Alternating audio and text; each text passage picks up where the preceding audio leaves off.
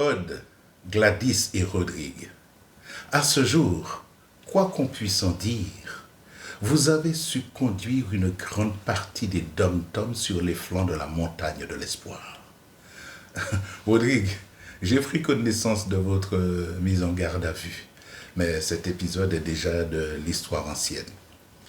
Vous avez tout de même su démontrer que la maigreur d'un lion ne fait pas de lui un chat. Mais Rodrigue, si tomber est permis, se relever est ordonné. Vos adversaires, et Dieu seul sait combien ils sont nombreux, se réjouissent.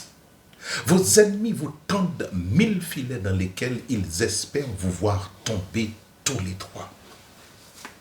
Il vous arrivera d'épargner ceux qui seront les plus visibles, mais ceux qui échapperont à votre vigilance vous seront fatals. Parce que vous le veuillez ou pas, que vous l'admettiez ou pas, vous finirez par baisser votre garde. Vous apprendrez alors à vos dépens qu'après avoir réussi à gravir une montagne, il est facile de trébucher sur un tas de pierres. Aude, Gladys, Rodrigue, lorsque vous aurez trébuché, relevez-vous pour conduire ce peuple le plus loin possible, parce que nous savons que votre but n'est pas de rester indéfiniment accroché au flanc de la montagne de l'espoir. Votre ambition est de nous faire atteindre les sommets de la victoire. Pour ce faire, ne laissez plus vos détracteurs la joie de vous traîner dans la boue. Ce mouvement que vous avez suscité ne sera qu'un mouvement populaire qui demeurera stérile si et seulement si vous ne vous organisez pas, si vous ne vous structurez pas plus que vous ne l'étiez en 2024. Tenez, ne craignez pas de vous présenter à la députation, de vous constituer en un parti politique ou en un syndicat. Mais il vous faut être structuré pour faire de ce mouvement populaire un mouvement de parti, afin que ceux qui se gossaient hier soient honteux et confus au jour de la victoire des dom-toms contre la vie chère. Il faut que votre devise devienne définitivement Excelsior. Allons plus loin, montons plus haut avec toute la dignité que procure l'espoir que vous avez fait naître en ces milliers d'esprits, tant en Martinique qu'en Guadeloupe, qu'en Guyane, qu'à La Réunion, qu'en Kanaki et dans tous les pays où l'oppression de la vie chère se fait ressentir. Ne craignez pas vos adversaires. Au contraire, combattez-les avec leurs propres armes. Voyez-vous, j'aime m'approprier la pensée de Jules Claretie. Il a eu bien raison de dire que tout homme qui dirige, qui fait quelque chose, a contre lui ceux qui voudraient faire la même chose, ceux qui font précisément le contraire, et surtout la grande armée des gens d'autant plus sévères qu'ils ne font rien du tout. Rodrigue, Aude et Gladys, on se moque de vous lorsque vous avez bu, mais personne ne fait cas de vous lorsque vous avez soif. Vous avez fait le choix de lutter pour une cause noble et juste. Eh bien que les nantis, ceux qui vous prennent de haut et surtout ceux qui n'ont jamais commis d'erreur dans leur vie, soient les premiers à vous jeter des pierres. Que ceux qui vous méprisent à cause de votre passé, Rodrigue, que ceux qui, dans la population, vous regardent avec mépris, sachent que l'on ne regarde pas à la laideur d'une cruche, mais à ce qu'elle contient. Aude, Gladys et Rodrigue, je compare cette action que vous avez suscitée aux Zambèzes, mais ce n'est que mon ressenti. Alors, quel rapport avec le Zambèze, me demanderez-vous? Eh bien, la source de cet immense et terrible fleuve d'Afrique n'est qu'un mince, mais très mince filet d'eau. On se demande même comment une si petite source, jaillissant sous les racines des arbres à 1500 mètres d'altitude, devient une telle bête de rivière au moment où elle atteint l'océan Indien.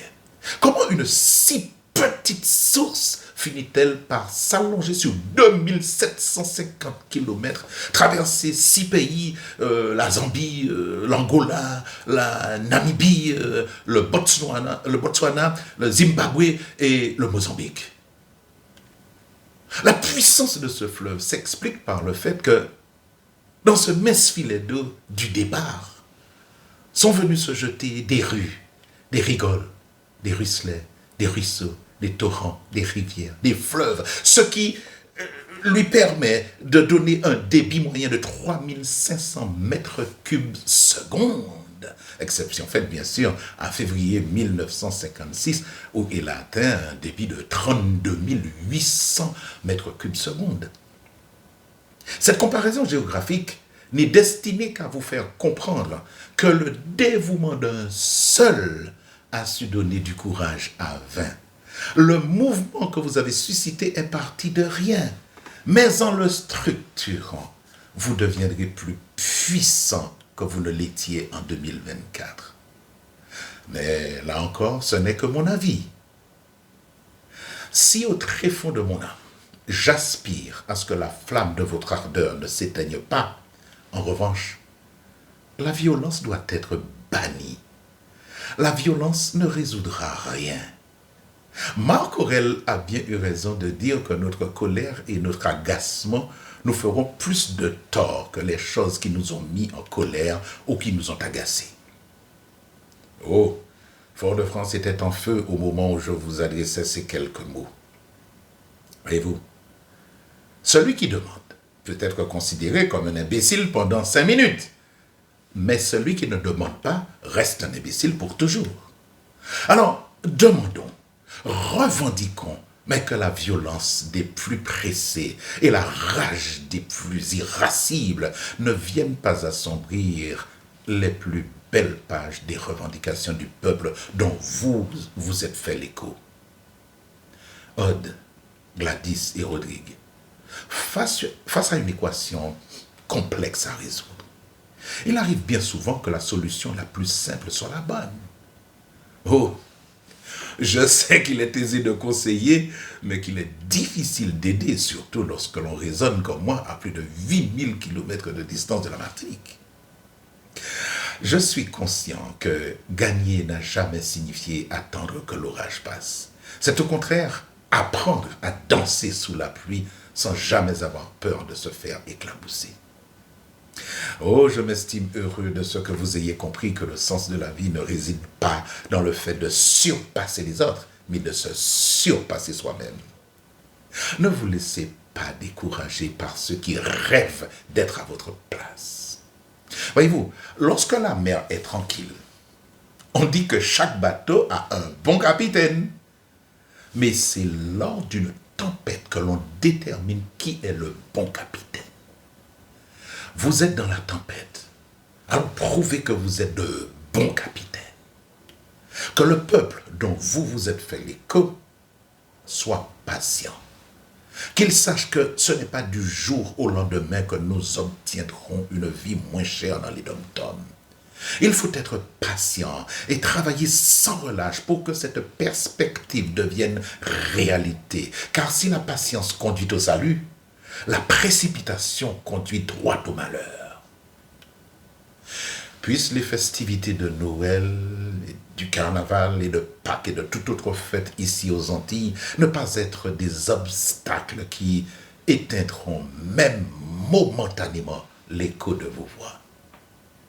La distance que vous avez fait parcourir au peuple a commencé par un pas, un tout petit pas. Les autres pas que vous effectuerez permettront à tout un chacun de quitter définitivement les flancs de la montagne de l'espoir pour enfin atteindre les sommets de la victoire. Bon courage à vous, Aude. Bon courage à vous, Gladys. Bon courage à vous, Rodrigue. Vous les leaders, bon courage. Et surtout, bon courage à tous ceux qui vous auront emboîté le pas.